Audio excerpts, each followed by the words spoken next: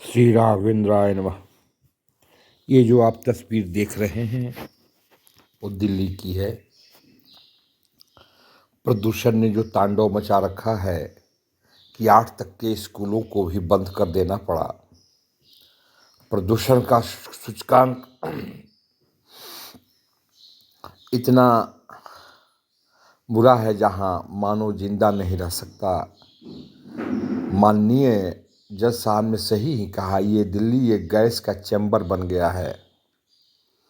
Oxygen की कम होती हुई मात्रा हमारे लिए चिंता की ही बात नहीं है, बल्कि वो जानलेवा हो गई है।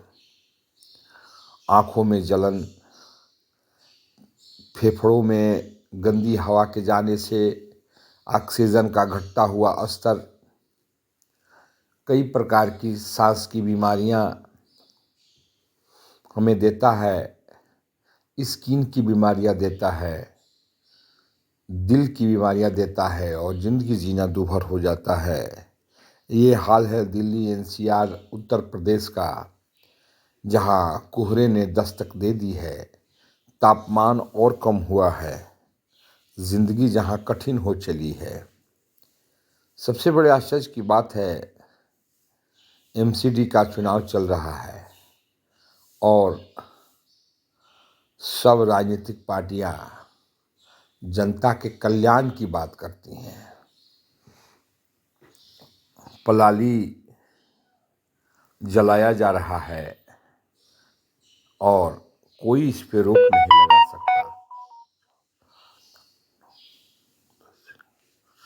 कोई इस पे रोक नहीं लगा सकता क्योंकि उसका वोट बैंक बिगड़ेगा और हरियाणा और पंजाब से उठती हुई धुआं दिल्ली की ज़िंदगी को नारकीय बना रही है।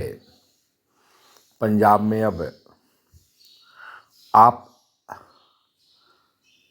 की सरकार है, केजरीवाल साहब को कुछ करना चाहिए, लेकिन ये एक ऐसा खिलाड़ी है जो झूठ बोल करके ही अपनी चुनाव की नैया पार करा देते हैं और दिल्ली के लोग तड़पते रह जाते हैं, लेकिन इनकी राजनीतिक चाल को समझ नहीं पाते हैं। यही वजह है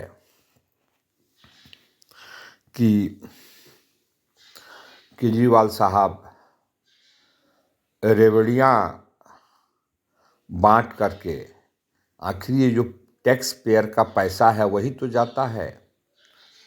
क्या उनके पैसों से हम पौधे लगा करके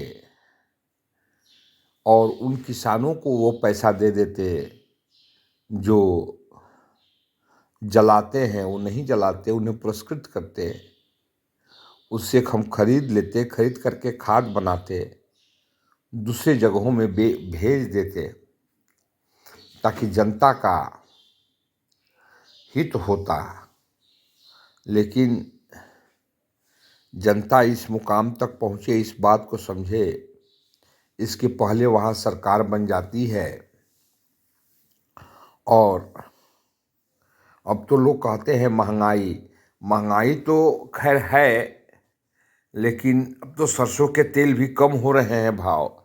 लेकिन इसका क्या होगा जब आपको सांस लेने के लिए हवा ही नहीं मिलेगी?